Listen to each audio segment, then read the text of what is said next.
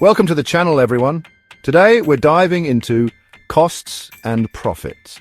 Whether you're running a small shop or a corporation, managing costs and maximizing profits is key. Let's break down fixed and variable costs and explore gross and net profit. Grab a pen and paper and let's get started. Let's kick things off with fixed costs. These are expenses that stay stable regardless of production or sales. Examples include rent, salaries, and insurance premiums. Fixed costs are predictable, aiding in budgeting and planning. Understanding them is crucial for determining your break-even point. Next up, we have variable costs. Variable costs fluctuate with production volume or sales. In a bakery, they include ingredients like flour and sugar. Other examples are direct labor, shipping, and sales commissions. Managing these costs is key to balancing expenses and quality. Now let's talk about direct costs. These are the costs directly tied to producing your product or service. For example, in furniture manufacturing, direct costs include wood, metal, fabric, and wages. Monitoring these costs helps boost your bottom line. Indirect costs support your business operations. Examples include office rent, administrative salaries, and utilities. They're crucial to your business's success. You need a functioning office, IT system, and administrative team. Effective management ensures smooth operations. Now let's talk about sunk costs. These are costs you've already incurred and can't recover. Don't let sunk costs influence future decisions. Acknowledge them, learn, and move on. Cut your losses and pivot if needed. Let's dive into opportunity costs. Opportunity cost is the benefit missed when choosing one option over another. For example, investing in equipment means missing potential revenue from hiring. Weigh options carefully to maximize growth and profitability.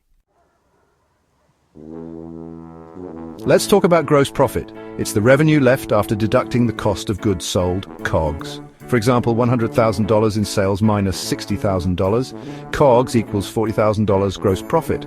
Gross profit shows your business's efficiency. A healthy margin covers expenses and generates net profit. Next up, we have operating profit, also known as operating income or EBIT. This metric factors in your operating expenses. Subtract operating expenses from gross profit. For example, $40,000 gross profit minus $25,000 expenses equals $15,000. Operating profit shows your business's core profitability. A strong operating profit indicates solid management and long-term success. Let's talk about EBITDA, earnings before interest, taxes, depreciation, and amortization. It shows a company's core profitability by excluding non-cash expenses and financing costs. EBITDA is useful for comparing companies and assessing cash flow generation. Let's circle back to EBIT, or earnings before interest and taxes. EBIT represents profit from core operations before interest and taxes. It's calculated by subtracting operating expenses from gross profit. EBIT allows comparison of operating performance across companies. Profit before tax, or PBT, is the profit after operating expenses and financing costs, but before income taxes. It's calculated by subtracting interest expense from EBIT. PBT shows earnings potential before taxes.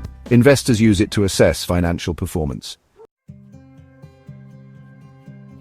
Finally, we arrive at the bottom line, net profit, also known as net income. This is the ultimate measure of your business's profitability. It's the profit that remains after all expenses have been deducted from your revenue. Net profit represents the actual earnings your business has generated over a specific period. It belongs to the owners or shareholders and can be reinvested or distributed as dividends. So, there you have it, a comprehensive breakdown of essential costs and profits. Remember, managing costs and maximizing profits is about making informed decisions. Like, subscribe, and hit the notification bell for more business insights. Keep those entrepreneurial spirits high and see you in the next video.